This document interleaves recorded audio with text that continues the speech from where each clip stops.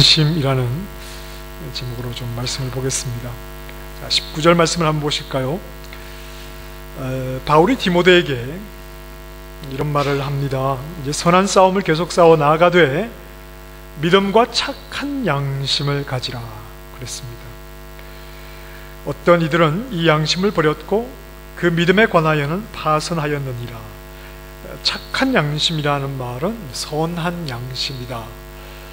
착하다, 선하다, 좋다 가장 흔하게 사용되는 어떤 형용사, 착한 이런 말입니다. 선한.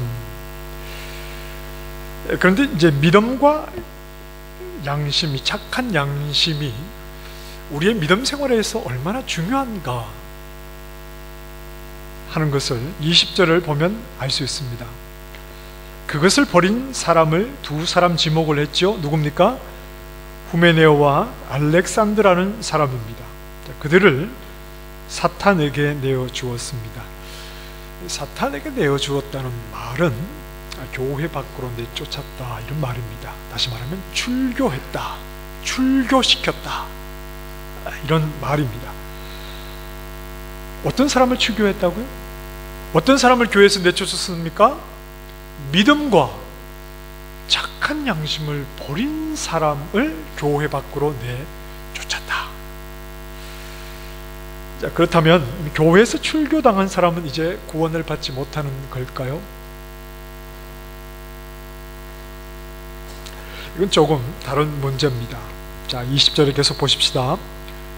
내가 사탄에게 내준 것은, 즉 출교한 것은 그들로 훈계를 받아 신성을 모독하지 못하게 하려 함이라. 훈계라는 말은 징계입니다. 징계.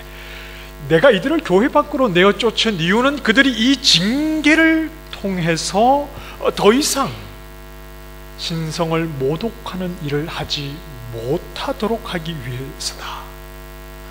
이런 말입니다. 신성을 모독하는 일을 더 이상 하지 못하도록 한다는 말은 그 영혼은 더 이상 구원받지 못한다, 구원 끝, 구원에서 탈락, 결정된 내용을 말하는 것이 아니죠. 여러분 성경을 좀 보셔야 되는데 오늘 본문을 좀 주보로 꽂으시고 고린도전서 5장으로 한번 가보십시다. 어디로 가신다고요?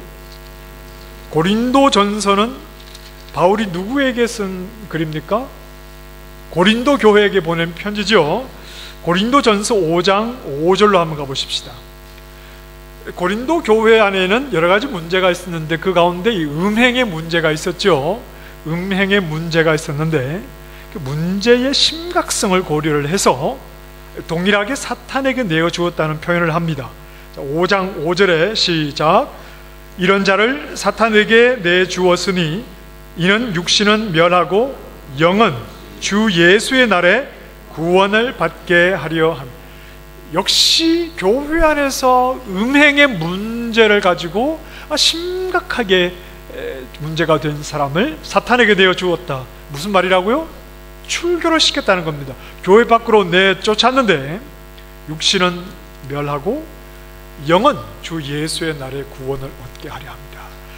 본인이 교회 안에서 문제가 있는데 그 문제의 심각성을 파악하지 못할 때 교회가 그를 출교함으로 그가 내가 왜 교회로부터 이런 징계를 받게 되었는가를 생각하게 될 때 정신을 차리고 하나님 앞에 바르게 서도록 하기 위한 조치다 하는 말입니다. 출교는 교회라는 공동체에서 내쫓은 사람이 구원의 기회가 완전히 사라졌다 그런 말은 아닙니다. 하지만 그의 신앙에 심각한 문제가 있다.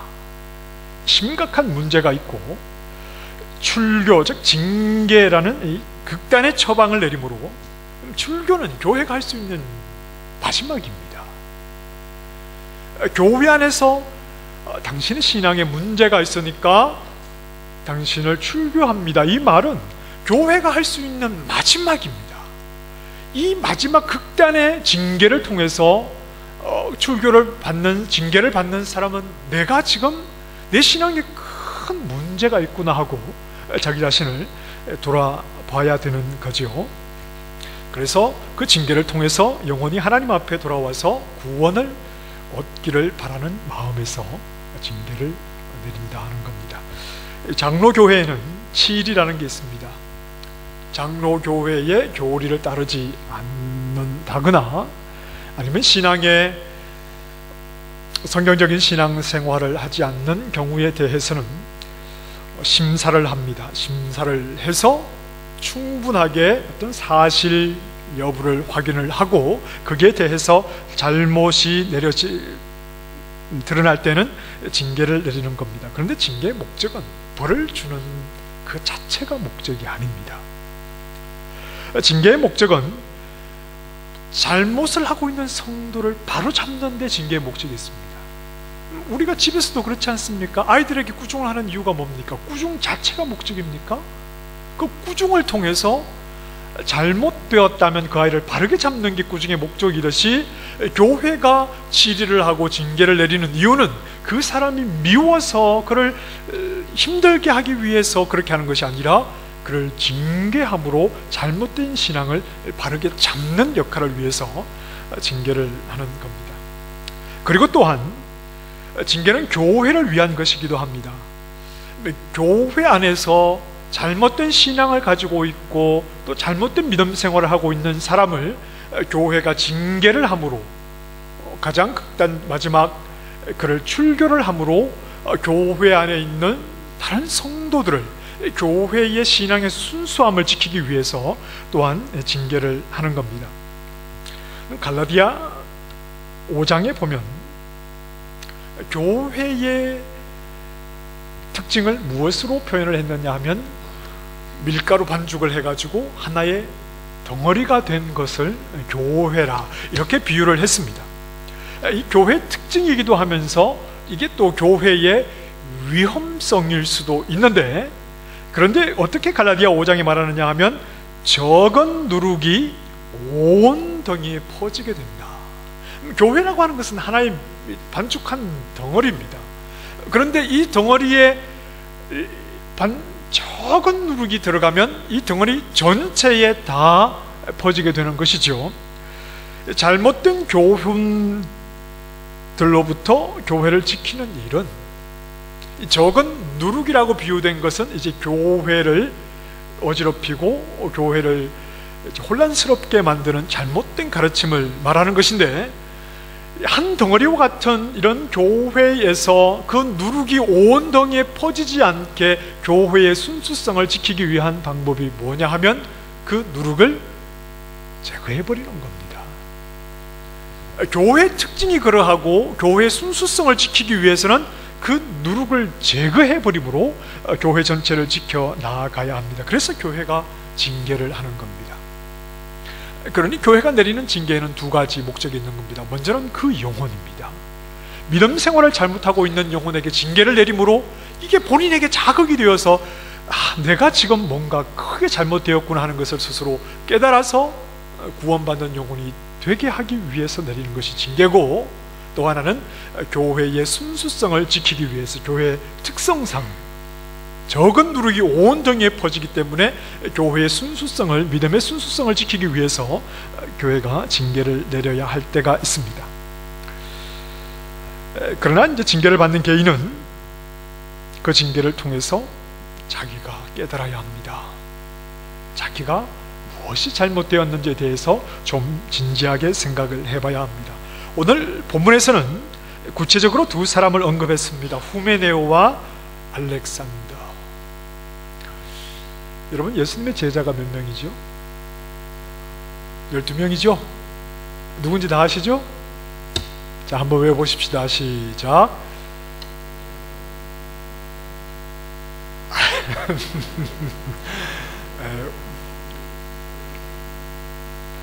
자, 마이크를 드리겠습니다. 베드로, 안드레, 야고보. 우리가 성경의 인물들 가운데 외울 사람이, 알아야 될 사람이 많은데 후메네오와 알렉산더 이런 사람들까지 우리가 알아야 됩니까? 이런 사람들은 몰라도 되잖아요, 그렇죠? 그런데 후메네오와 알렉산더, 굳이 성경에서 우리가 기억하지 않아도 되는 이 이름들을 왜 구체적으로 지목을 해서 이 사람들을 언급을 했느냐?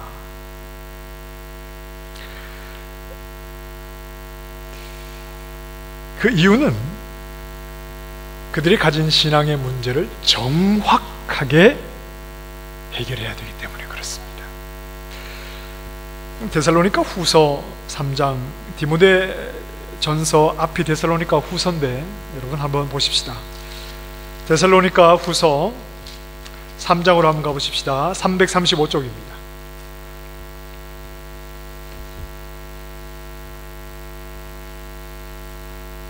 데살로니가 후서 3장 14절 같이 읽어보실까요?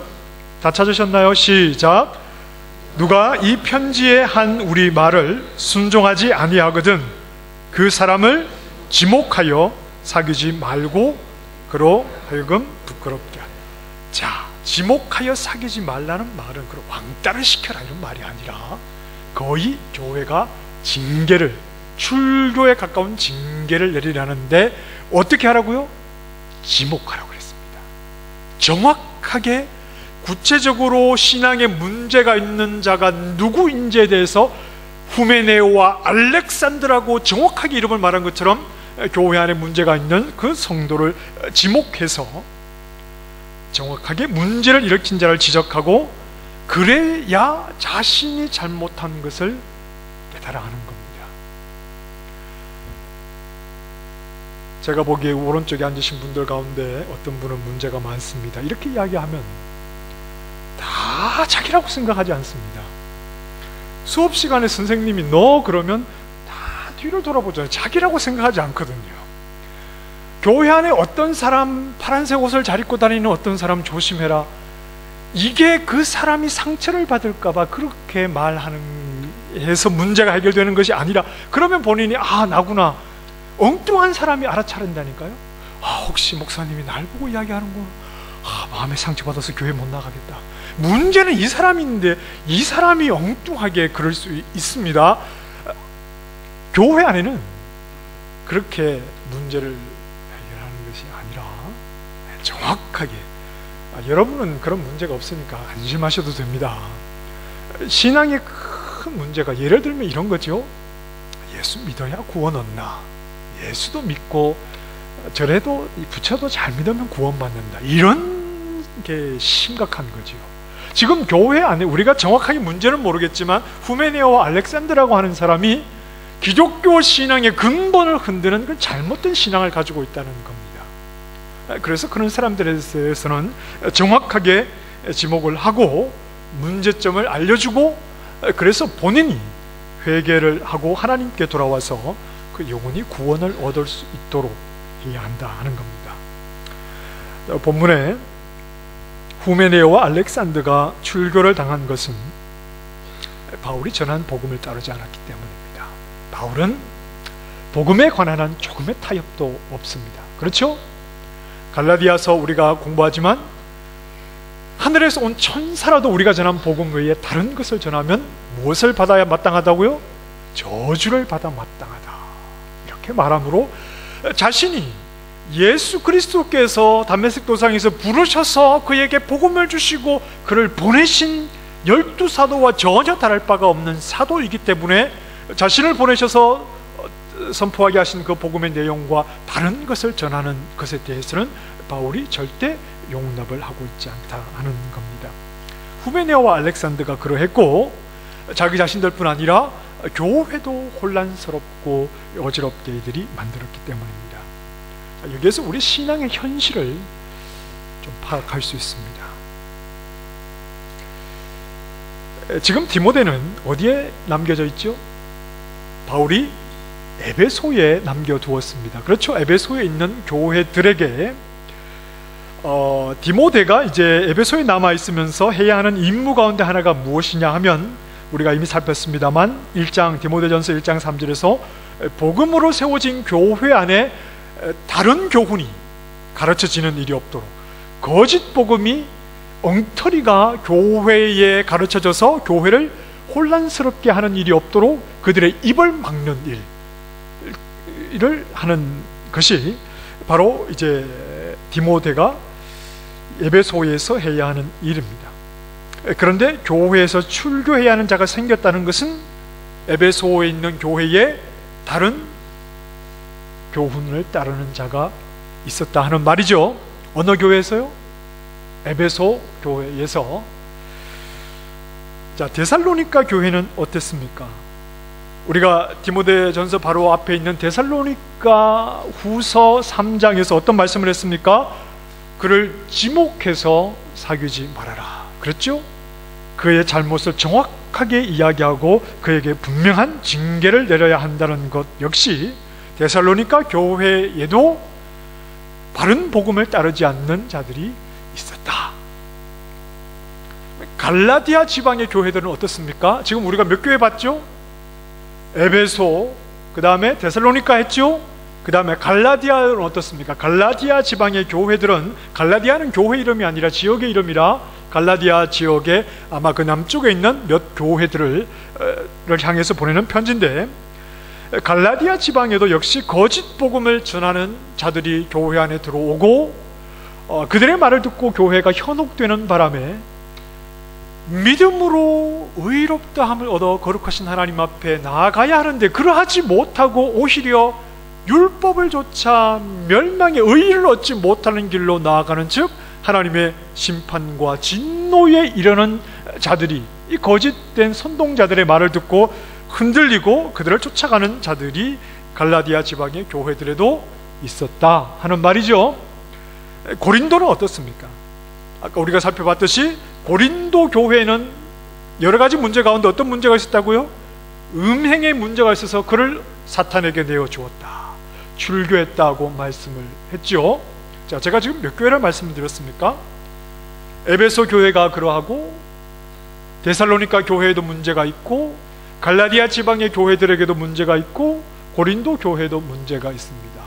자, 결론은 교회가 썩었습니까? 어떻습니까, 여러분? 교회 안에 문제가 생겨서 출교를 하고 징계를 하고 그 한 교회가 아니라 여러 교회가 지금 이런 심각한 문제를 가지고 있습니다. 교회가 썩었습니까? 1세기의 교회들부터 교회가 아니었습니까?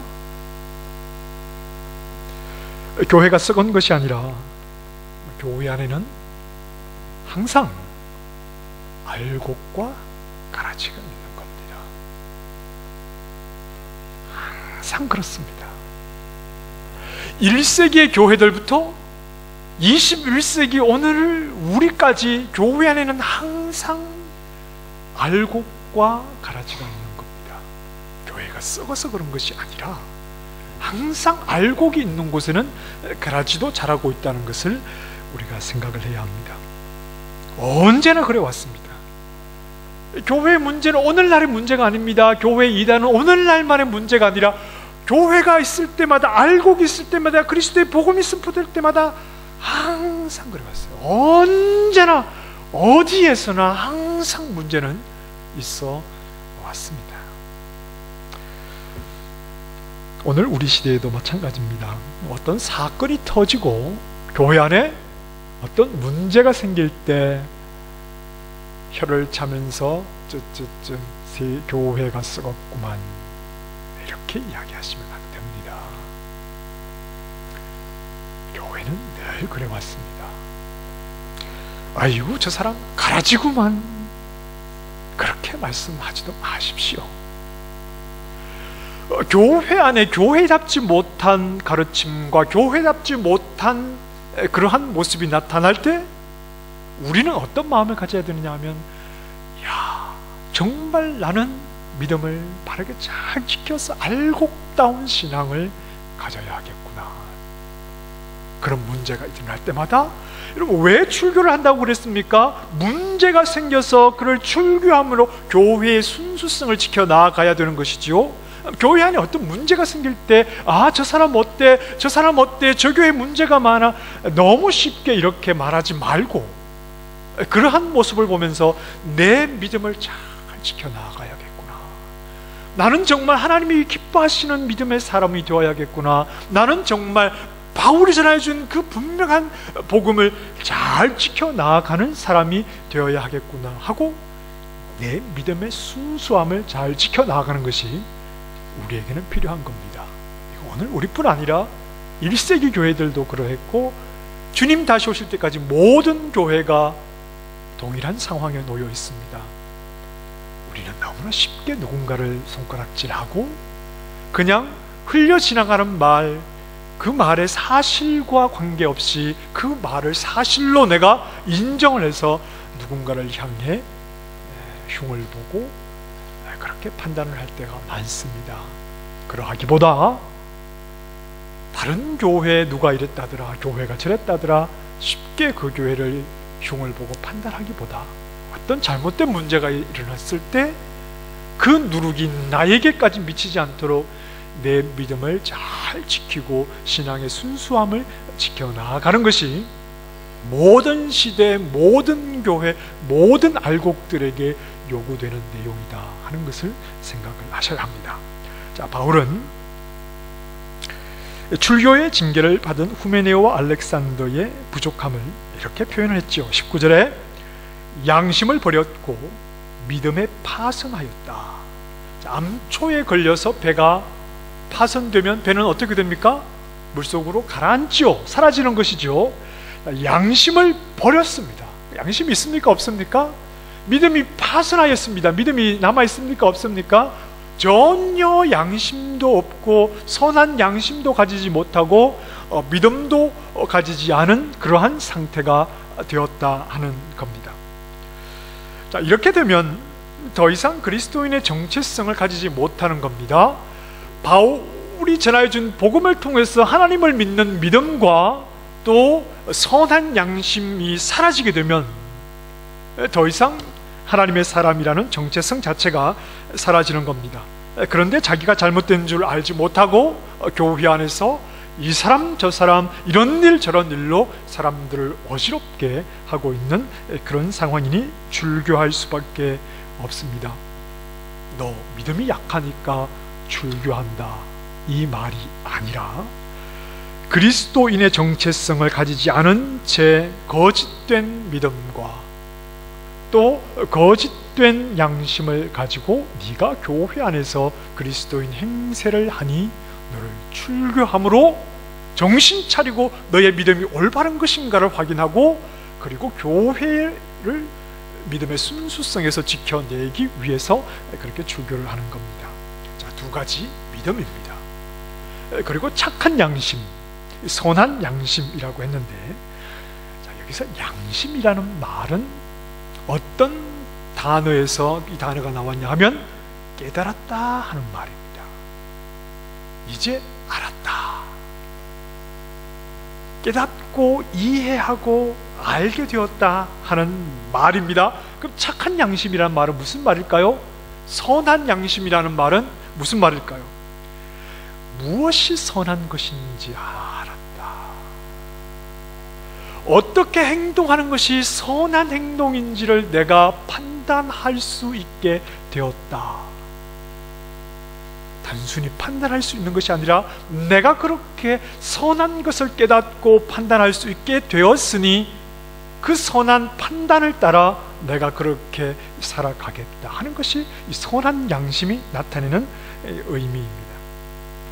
어떤 것이 옳은 것이고 신앙 안에서 말입니다, 어떤 것이 바람직한 것인가를 파악할 수 있는 그런 지각이 나에게는 생겼다. 왜? 어떻게 생겼을까요? 믿음 때문에 생긴 겁니다. 복음을 들었기 때문에 생긴 겁니다. 하나님이 어떤 분인지를 알게 되었기 때문에 그 믿음과 함께 무엇이 선한 것인지를 판단할 수 있는 선한 양심이 함께 생긴 겁니다. 당연히 생겨야 합니다. 우리의 믿음이라고 하는 것은, 하나님을 향한 믿음이라고 하는 것은 그냥 수학 공식을 하나 외우는 것이 아니라 인격을 알아가는 것이고, 그 인격은 나와 관계없는, 지난주에 말씀드렸던 것처럼 어떤 속성으로서 어떤 인격을 가진 그분이 아니라 그분이 나에게 찾아오심으로, 그분이 나를 만나주심으로 나에게 완전한 변화가 일어나게 된 그 인격을 알았기 때문에 그분이 어떤 분인지에 대한 믿음을 가졌다면 그 인격으로 인해서, 믿음의 대상이신 하나님으로 인해서 내 생각에 반드시 변화가, 삶의 변화가 나타나게 되고, 내가 믿는 하나님, 그분으로 인해서 무엇이 옳은 것이고 무엇이 잘못된 것인가를 판단하고 깨닫는 지각, 그 선한 양심이 우리 모두에게는 갖추어지는 겁니다. 이 믿음과 선한 양심은 함께 가는 겁니다. 믿음은 하나님을 알고 하나님을 믿는 겁니다. 그렇죠? 자, 믿음은 이렇게 정의할 수 있죠. 하나님을 믿는 겁니다. 그렇죠? 내가 하나님을 믿는 겁니다. 여기에서 세 단어 가운데 가장 중요한 게 뭡니까? 내가 하나님을 믿는다. 제일 중요한 게 뭡니까? 하나님이죠. 내가 믿는 거는 누구나 다 할 수 있습니다. 그런데 하나님을 믿는다라고 할 때 믿음의 내용은 내 의지나 내가 만들어내는 것이 아니라 우리 믿음의 대상이신 하나님이 어떤 모습으로 나에게, 어떤 일로 나에게 오셨길래 내가 그분을 믿는가 하는 겁니다. 그러니 내가 하나님을 믿는다라고 할 때 가장 중요한 말은 하나님입니다. 바울이 전한 복음을 통해서 나타난 하나님인데, 그 하나님은 어떤 하나님인가요? 바울의 복음을 전하여 나타난 하나님은 어떤 하나님입니까? 한두 마디로 다 말할 수 없죠. 그런데 복음을 통해서 나타난 하나님은 요즘 제가 계속 강조하고 있는 내용이기도 합니다만, 어떤 하나님이죠? 사랑이신 하나님입니다. 그렇죠? 하나님은 사랑이십니다. 사랑이신 하나님이시죠? 사랑을 제가 두 가지로 설명을 드렸습니다. 하나는 대상이다, 그리고 또 하나는 동등성이다 하는 것으로 사랑을 정의를 했었죠. 하나님은 세상을 지으시기 전부터 사랑이시죠? 사랑은 대상이 없이는 불가능하죠? 그런데 왜 하나님은 세상을 지으시기 전부터 사랑이십니까?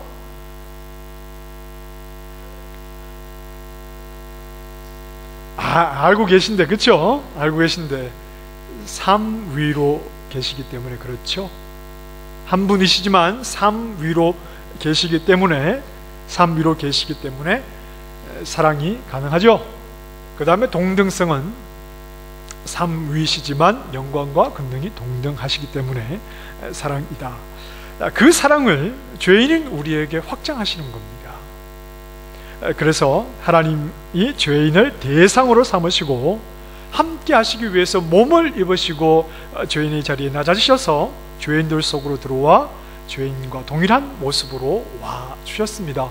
그런데 그게 끝이 아니라 우리에게 오셔서 우리를 종으로 부리지 않고, 우리를 하나님의 아들이 오셔서 그 아들을 믿는 자는 하나님의 아들이 되는, 하나님의 자녀가 되는 권세를 주심으로 동등하게 우리를 삼으셔서 아들이 아버지와 누리고 있던 그 교제 안으로 우리를 초청하시는 거죠. 아버지와 아들이 누리는 교제는 어떤 교제였습니까? 사랑의 교제 아닙니까? 그 속으로 우리를 아들 삼아 그 아버지와 사랑의 교제 속으로 우리를 초청하시는 겁니다. 우리가 믿는 믿음의 내용은 사랑으로 보이신 하나님입니다. 사랑으로 보이신 하나님입니다. 선하다, 착하다, 이건 지난 금요일에도 말씀드렸듯이 선이신 하나님을 반영하는 것이 선한 삶입니다. 그렇죠? 착하게 살아가는 것, 그것을 말한다기보다 선이신 하나님을 반영하는 것이 다른 태양의 빛을 반사해서 빛을 내는 것처럼 선하신 분은 하나님이시고 그 하나님을 반영하는 우리의 삶이 바로 선입니다. 자, 그런데 우리에게 보이신 하나님은 사랑이시니까 이제 사랑이신 하나님을 믿는 우리는 우리의 삶에서 어떤 모습으로 선하신 하나님을 드러내야 될까요? 사랑으로 드러내야 되겠죠? 사랑으로 드러내야 합니다. 그것을 자각하는 마음이 우리 안에 있는 착한 양심입니다. 선한 양심입니다.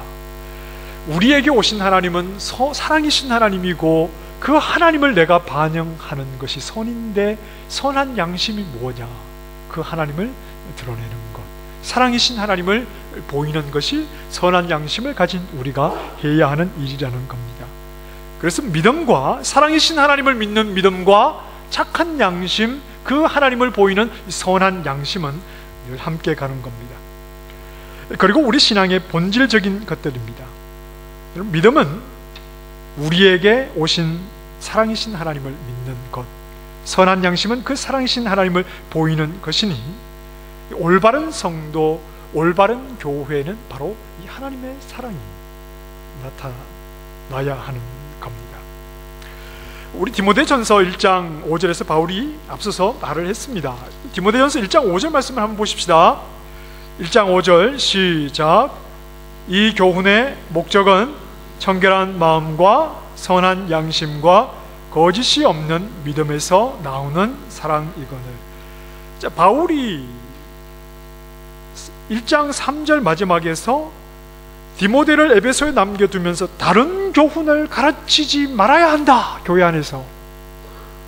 그러면서 이 교훈의 목적이라고 하는 것은 분명한 그런 다른 교훈과 달리 바울이 전한 분명한 복음의 내용, 그 교훈의 내용이 뭐냐? 그것은 청결한 마음과 선한 양심과 거짓 없는 마음에서, 거짓 없는 믿음에서 나오는 사랑이다, 이렇게 말을 했죠.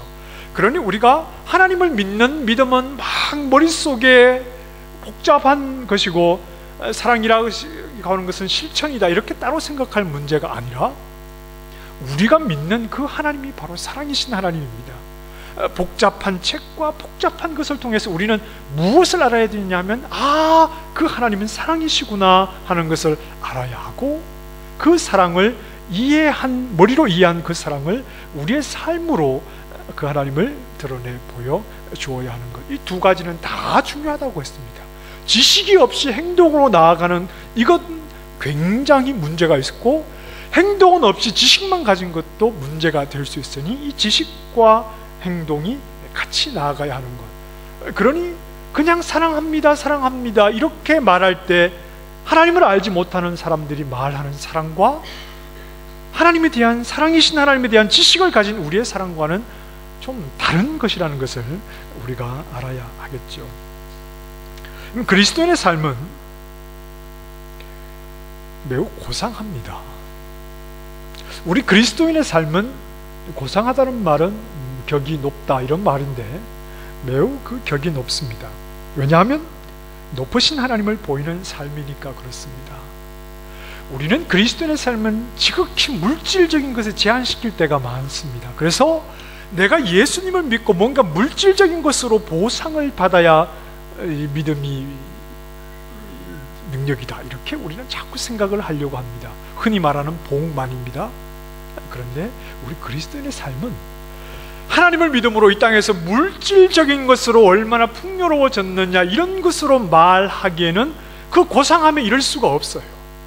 우리 그리스도인의 삶은 물질적인 것이 아니라 우리가 믿는 인격이신 하나님, 그분을 알게 되고 그분을 내 삶 속에 반영하게 되는 선한 삶을 통해서 우리 그리스도인의 삶은 고상한 삶이 되는 겁니다.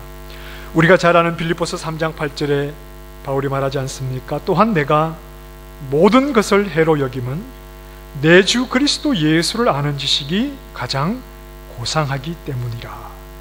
내가 그를 위하여 모든 것을 잃어버리고 배설물로 여김은 그리스도를 얻고 그랬습니다. 여기서 바울이 말하는 고상하다는 말도 위를 차지하다 이런 말입니다. 뛰어나다, 모든 것을 능가하다 이런 말입니다. 바울이 우리 그리스도인의 삶의 고상함에 그 뛰어남, 능가함, 그것이 물질적인 것에 있는 것이 아니라 그리스도와 그분을 아는 것에, 그리고 그 그리스도를 내 주인으로 삼아 고상한 인격으로 살아가는 것, 그것이 바로 고상한 그리스도인의 삶이지, 그러니 그 외의 모든 것은 배설물과 같은 것이다 말하는 겁니다.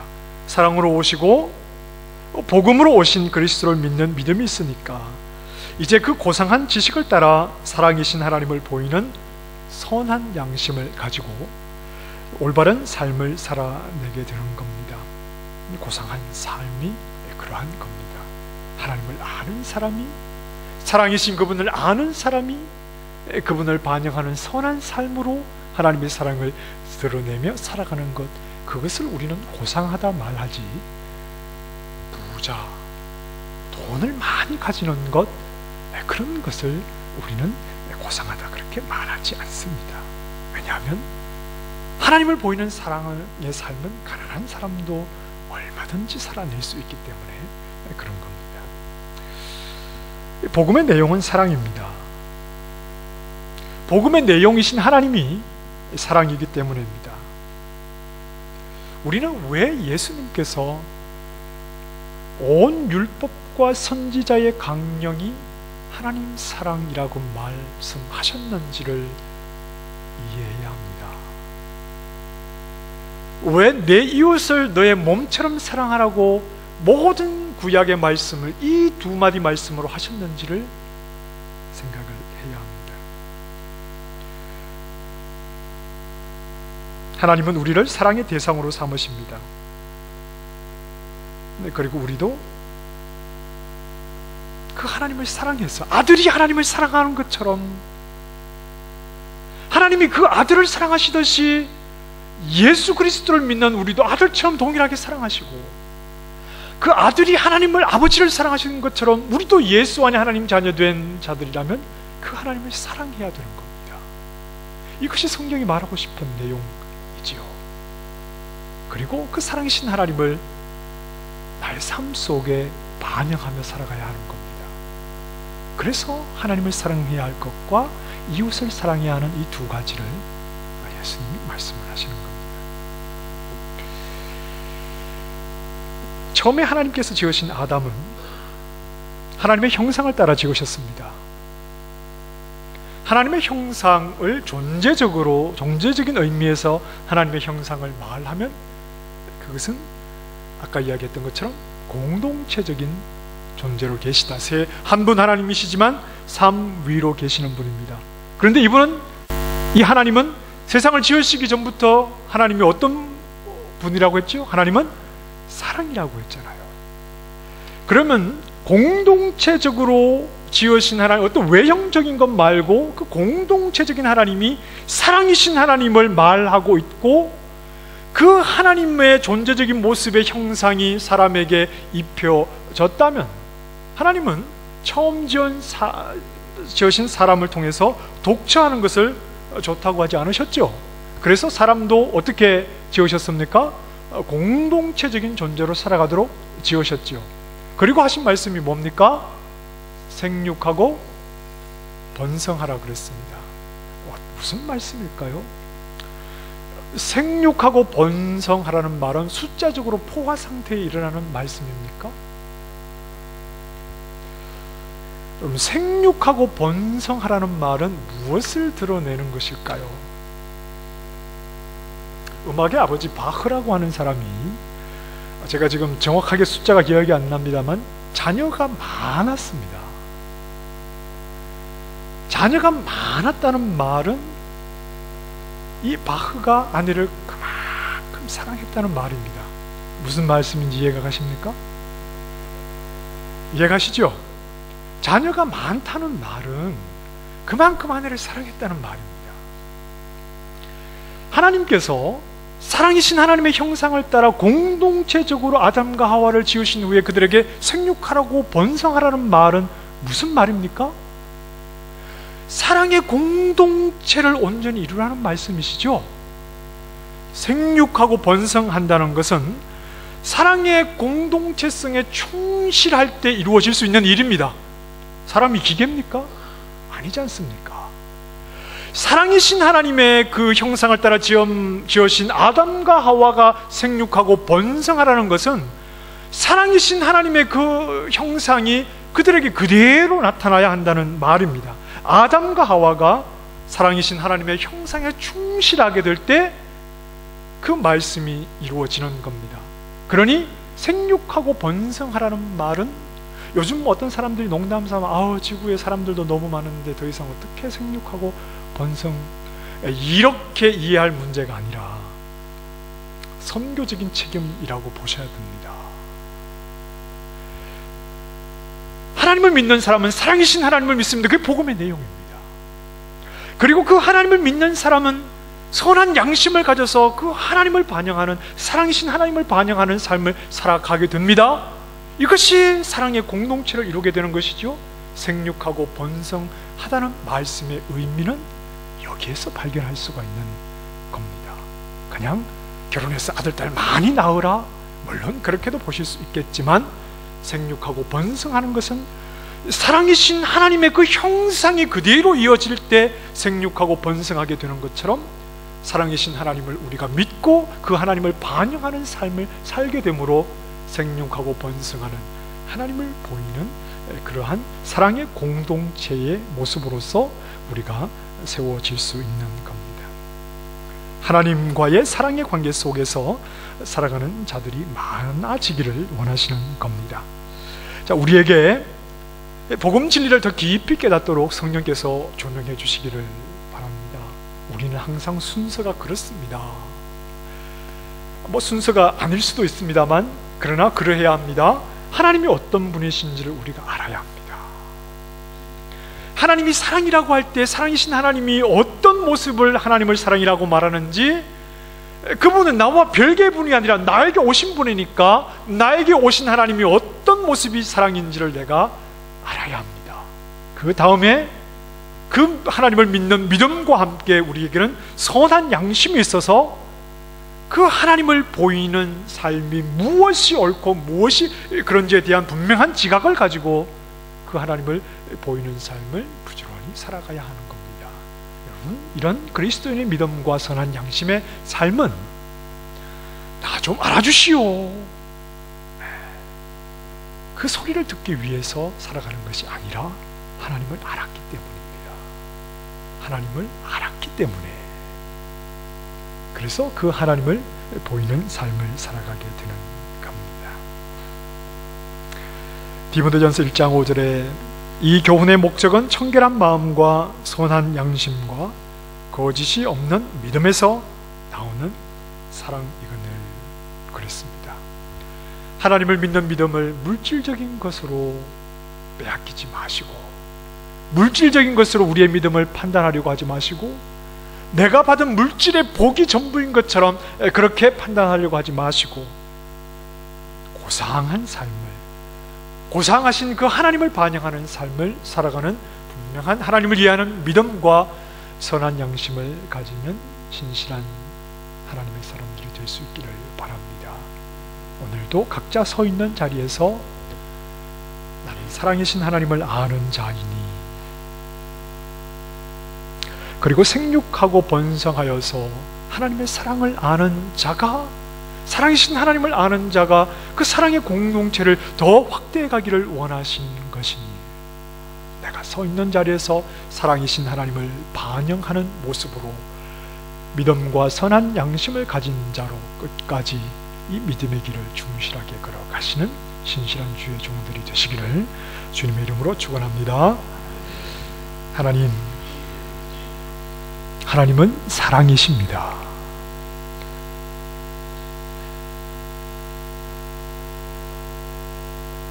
우리가 복음을 통해서 사랑이신 하나님을 더 깊이 알게 해주시고, 그리고 그 사랑이신 하나님의 모습이 우리를 통해 생육하고 번성하도록 사랑이신 하나님을 반영하는 선한 양심이 우리를 통해서 하나님의 사랑을 더 많이 드러내도록 해주셔서 우리 교회가 또한 아직 하나님을 알지 못하는 자들에게도 사랑이신 하나님을 보이는 사랑의 공동체를 세워 나아가는 저희 되게 도와주시기를 원합니다. 사랑이신 하나님을 더 깊이 알게 해주셔서 그 하나님의 사랑, 말로 다 표현할 수 없는 하나님의 놀라운 사랑을 저희의 삶에 담아 하나님을 드러내는 삶을 부지런히 살아갈 수 있도록 저희를 도와주시옵소서. 예수님 이름으로 기도합니다. 아멘.